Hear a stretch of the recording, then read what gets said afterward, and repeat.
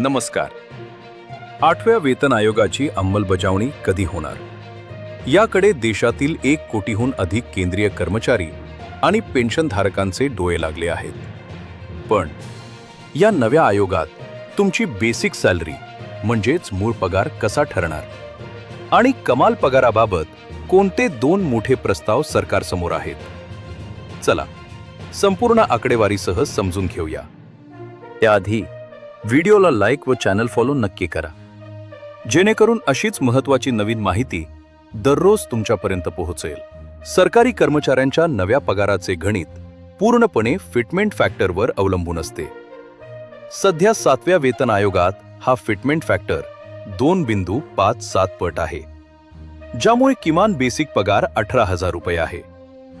कर्मचारी संघटनांनी 8व्या वेतन आयोगासाठी हा फिटमेंट फॅक्टर 2.86 ते 3.68 पट करण्याची आग्रही मागणी केली आहे. जर सरकारने 2.86 चा प्रस्ताव मान्य केला तर किमान बेसिक सॅलरी थेट 34,560 रुपयांवर जाईल, आणि जर 3.68 पट वाढ मिळाली तर किमान पगार तब्बल 66,240 रुपये होऊ शकतो.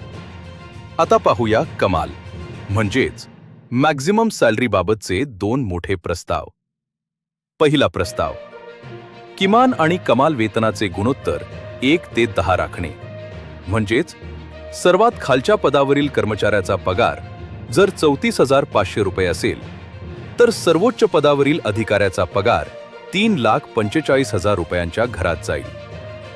दुसरा प्रस्ताव, 7व्या वेतन आयोगातील सर्वोच्च पगार 2,50,000 रुपये होता.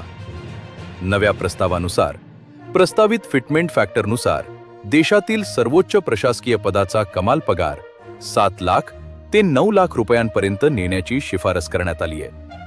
यासोबतच सध्या 60% पार गेलेला महागाई भत्ता म्हणजेच DA मूळ वेतनात विलीन करून नवीन वेतन श्रेणी तयार करण्याचा प्रस्ताव आहे.